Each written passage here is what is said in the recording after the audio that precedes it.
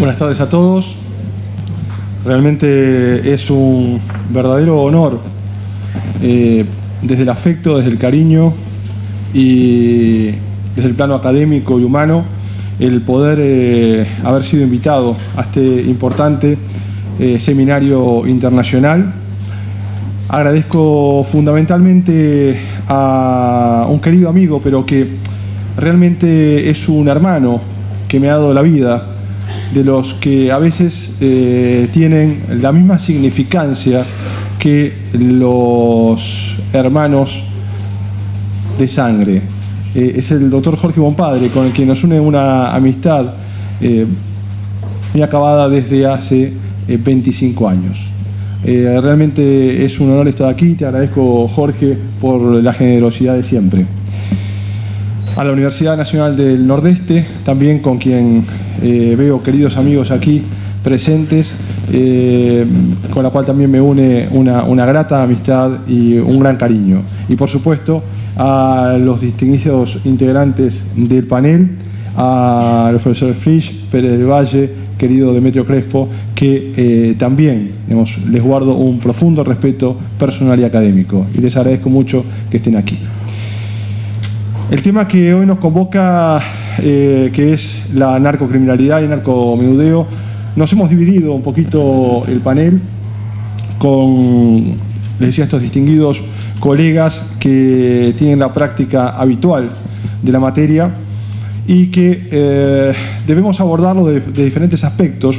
Uno de los puntos a tratar, que parece sencillo pero que muchas veces no lo es el tema del bien jurídico protegido en este tipo de ilícitos, que es el tráfico ilícito de estupefacientes. Nos encontramos básicamente ante un ilícito pluriofensivo. ¿Por qué decimos esto? Por su relación específica con el crimen organizado. Está involucrado la narcocriminalidad y el narcotráfico dentro del crimen organizado, pero además impacta claramente sobre otro tipo de figuras, tal por caso la trata de personas, el lavado de activos, la afectación en otros casos de la fe pública, con la participación de funcionarios, que conlleva eso otro de los hechos esenciales que muchas veces, o prácticamente todas, y que no es privativo únicamente de Latinoamérica, socava la base de los estados, que es la corrupción pública. Ya me referiré, cuando, si ustedes me permiten, a los efectos de algún mayor rigor científico, leer una parte de mi conferencia, cómo se estructura el crimen organizado y cómo impacta en otras figuras relacionadas que hacen a los delitos de corrupción pública. Les decía entonces que la participación del funcionario, afecta también, en estos casos, de manera lateral, pero también de manera directa, la Convención Interamericana contra la Corrupción, que nuestro ordenamiento está dado en la Ley 24759. Y por supuesto, con una figura, aunque independiente, pero ligada a los delitos de narcocriminalidad, tal por caso la asociación ilícita. El objeto jurídico protegido de los delitos de tráfico de drogas importa, pues, un peligro en sí mismo, porque vale decir que no exige un resultado concreto. El bien jurídico, en este caso, no nos hallamos frente, exclusivamente a la salud pública, sino a la salud pública en general, a la salud de la sociedad. Ha habido un consenso en este punto, consenso por la doctrina nacional y extranjera, y en este caso me voy a permitir citar a García Ramírez en cuanto a que este consenso ha expresado que el bien jurídico tutelado es la salud pública, ya que cuando existen situaciones en común se dan en una multitud de personas congregadas en una sociedad estable, un derecho individual vienen a convertirse en un derecho social, común a todos, porque efectivamente todos la necesitan y la aprovechan, o por un determinado número de ellos pueden necesitarlas o aprovecharlas. Este concepto es muy claro, este concepto de salud pública que se torna, como claro, muchas veces resulta dificultoso en cuanto a encontrar un concepto penal de salud pública. Por eso es que también muchas veces recurrimos a leyes penales en blanco para establecer cuáles son algunos conceptos que están vacíos de contenido en la propia normativa penal y que debemos recurrir a otra normativa. Ahora bien, la salud pública contendrá al menos los siguientes elementos, que son tres en general. con la salud en todas sus dimensiones, tanto psíquica como física, que involucra básicamente a la sociedad en general y que requiere la intervención del Estado desde el punto de vista del salud público.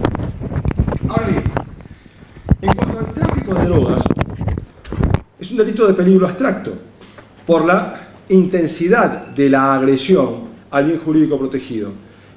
Sabemos bien que debemos distinguir entre delitos de lesión, delitos de peligro concreto, de peligro abstracto, con lo que constitucionalmente eso conlleva, pero no voy a introducirme en la cuestión constitucional o en los cuestionamientos constitucionales de los delitos de peligro abstracto, porque digamos, nos llevaría muchísimo tiempo y además sería una grosería de mi parte, teniendo especialistas de la talla del doctor Fries, el doctor Pérez de Valle, el doctor Demetrio Crespo, digamos, y los integrantes de esta mesa, meterme a hablar sobre las cuestiones constitucionales de los delitos de peligro abstracto, pero que requiere básicamente cualquiera de las figuras descritas en el tipo como para que esto se configure.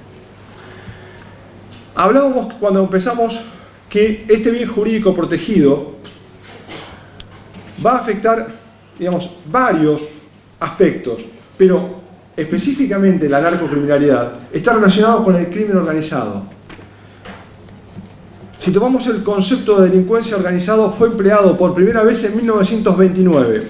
Ustedes fíjense que cuando hablamos, digamos, el otro día recordaba, digamos, las palabras de Jorge cuando se refería al doctor Miranda Gallino y repasando una antigua obra de 1970, Delitos Económicos, digamos, si teníamos hoy algún concepto de corrupción, quizás debíamos haber escuchado en aquel momento, cuando con menos efectos que ahora y con menos cantidad de hechos que ahora, digamos, se repetían los mismos elementos. Han pasado casi 40 años o más de 40 años y seguimos sufriendo todos los mismos efectos todos los días en todos los países. Entonces, decimos que este concepto de delincuencia organizada ya fue puesto, digamos, en 1929 por el criminólogo norteamericano John Ladesco para calificar básicamente las operaciones de la mafia. Desde entonces, a menudo se discute la relación entre los delitos de corrupción y el crimen organizado, por lo que dejo atrás el análisis encendido, digamos, de estos dos temas para ir específicamente o más puntualmente a este tipo de delitos que nos ocupa ahora. Parecía ser entonces, además, que el enfoque adecuado no parte de la búsqueda de cuál es la causa del otro, sino que cabe abordarlos con dos modalidades, un mismo fenómeno, una del sector público y una del sector privado. Digamos, como hoy bien lo indicaba el profesor Pérez del Valle, digamos que hoy, digamos, se ha empezado a ver también con la misma intensidad la corrupción pública y la corrupción privada, que en muchos casos se denomina compliance, digamos, o digamos, las mismas normas que utilizamos respecto de los delitos de corrupción pública, utilizarlo para los delitos de corrupción privada. Ambos métodos de comisión de delitos son, desde el punto de vista del derecho internacional, una amenaza fundamentalmente a la paz, a la seguridad, y por lo demás viola derechos económicos, sociales, culturales, derechos civiles y políticos, es decir, derechos humanos. Puntualmente existe una desviación del interés público hacia fines privados o ilegítimos indirectamente, por lo que en general se genera un menoscabo en el presupuesto para el cumplimiento de políticas públicas en ejercicio de derechos fundamentales como la salud, la educación y la seguridad, cuando se mezclan delitos de este tipo con delitos de corrupción, esencialmente. Actualmente no existe un concepto categórico que defina la noción de crimen organizado. Sin embargo, contamos al menos con tres normas que recogen la idea. El Estatuto de Roma de 1998, en su artículo 7, al definir organización, los convenios de Ginebra de 1949 al definir grupo armado, y por último la Convención contra el Crimen Organizado Transnacional y la Convención de Palermo en sus tres protocolos, que explica que el grupo criminal organizado es todo aquel que es puesto por tres o más personas reunidas, no aleatoriamente, durante un periodo de tiempo congregadas, con el objetivo de cometer, por lo menos, un delito reprimido con pena de 4 años de prisión con la finalidad de obtener directa o indirectamente un beneficio financiero o material. Sobre ese marco, entonces, puede observarse que esta calificación es demasiado amplia, o por lo menos no orienta específicamente a qué tipo de agentes apunta, por lo que en su definición pueden incluirse tanto bandas criminales como pandillas, mafias o bien aparatos organizados de poder que se valen de estos medios ilícitos, milicias paramilitares que utilizan los fondos espurios, grupos beligerantes irregulares que se nuclean y se valen de esos fondos obtenidos del narcotráfico, digamos, o no porque en otros casos dictadores en un golpe de Estado.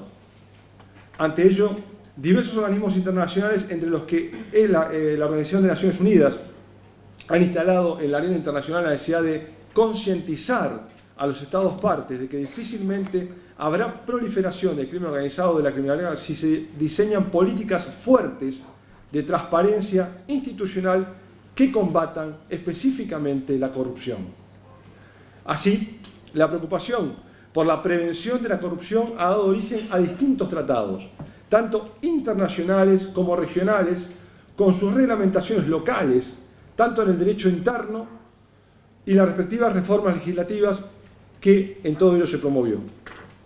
A modo de ejemplo, se creó la Oficina de Naciones Unidas contra la Droga y el Delito, con sede en Viena o bien en Interpol, que es la agencia de seguridad a efectos de hacer operativos los actos de cooperación internacional en la lucha contra el crimen organizado.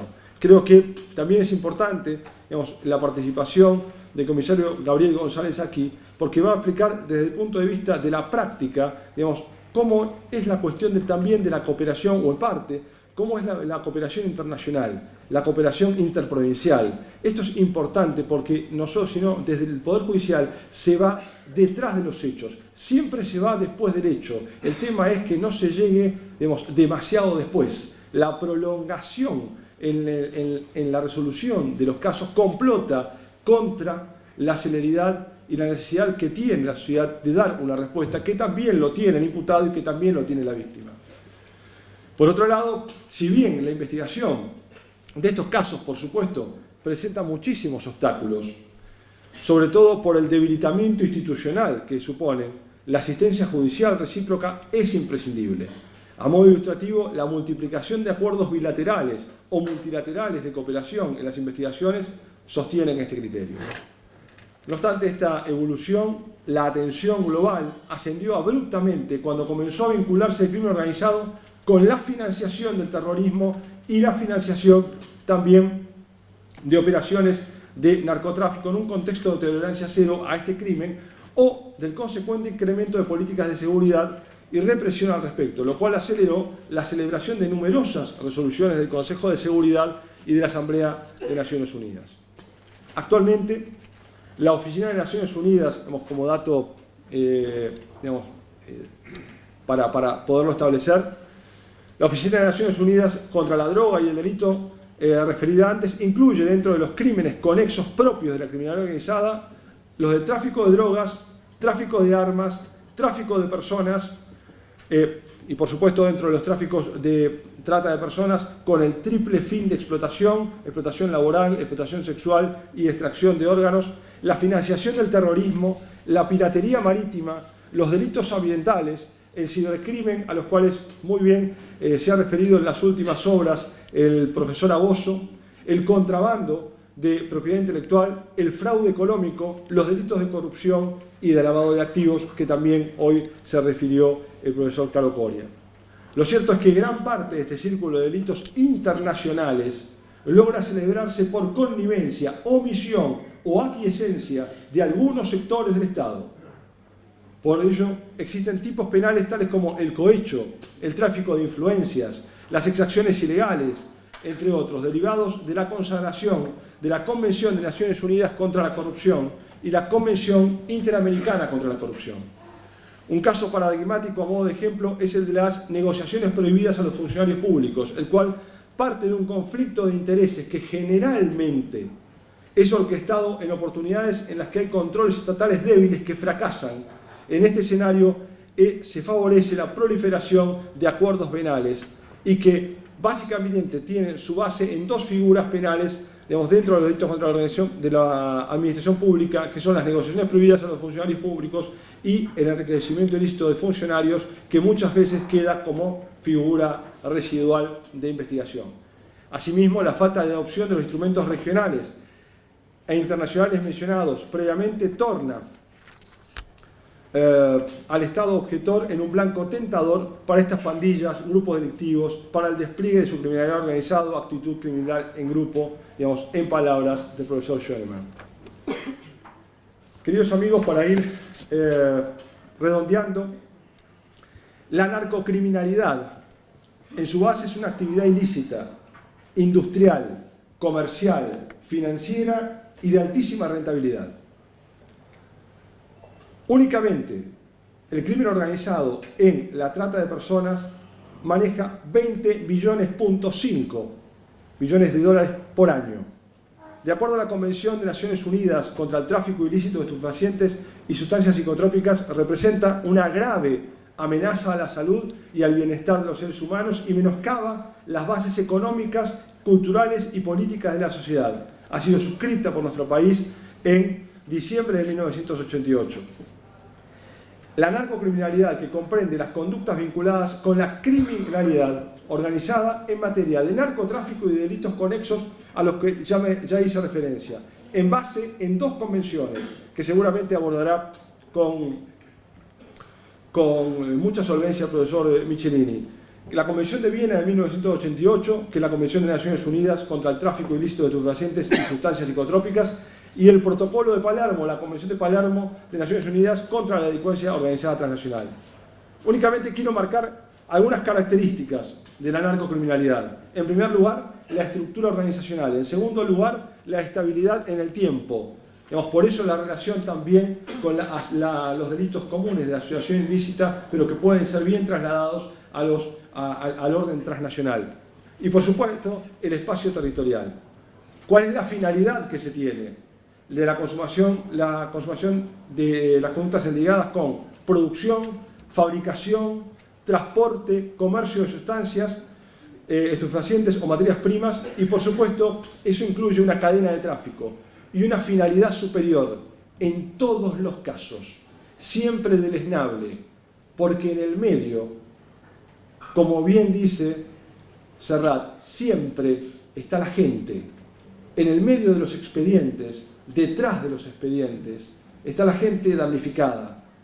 Detrás de lo que se resume en todo esto, que es obtener un rédito económico ilícito, se encuentran las personas comunes, los otros que podemos ser nosotros. Les pido a todos ustedes que no dejemos que avance. Muchísimas gracias.